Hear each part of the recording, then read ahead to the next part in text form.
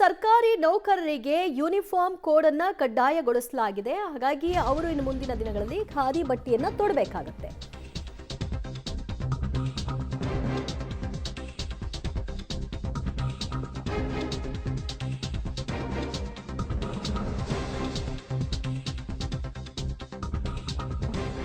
Okay, ಇದು ಪ್ರತಿ ತಿಂಗಳ ಮೊದಲ ಶನಿವಾರದಂದು ಖಾದಿ ಬಟ್ಟೆಯನ್ನು ತೊಡಬೇಕು ಅಂತ ಖಾದಿ ಗ್ರಾಮೋದ್ಯೋಗ ಮಂಡಳಿ ರಿಯಾಯಿತಿ ನೀಡಬೇಕು ಅಂತ ಕೂಡ ಕೋರಲಾಗಿದೆ. ಪುರುಷರಿಗೆ ಖಾದಿ ಬಟ್ಟೆಯ ಪ್ಯಾಂಟು, ಶರ್ಟು, ಓವರ್ ಕೋಟು, ಮಹಿಳೆಯರಿಗೆ ಸಿಲ್ಕ್ ಸೀರೆ, ಚೂಡಿದಾರ ಬಳಕೆಗೆ ಸೂಚನೆಯನ್ನ ಕೊಡಲಾಗಿದೆ.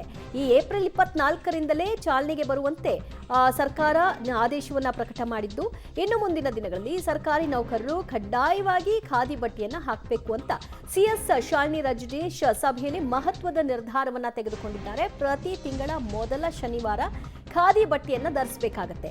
ಖಾದಿ ಗ್ರಾಮೋದ್ಯೋಗ ಮಳಿಗೆಗಳಲ್ಲಿಯೇ ಖರೀದಿ ಮಾಡಬೇಕು. ಅಮೂಲಕವಾಗಿ ಖಾದಿ ಗ್ರಾಮೋದ್ಯೋಗ ಮಂಡಳಿ ಕೂಡ ರಿಯಾಯಿತಿಯನ್ನ ಕೊಟ್ಟು ಸಹಕಾರವನ್ನ ಕೊಡಬೇಕು ಅಂತ ಕೋರಲಾಗಿದೆ.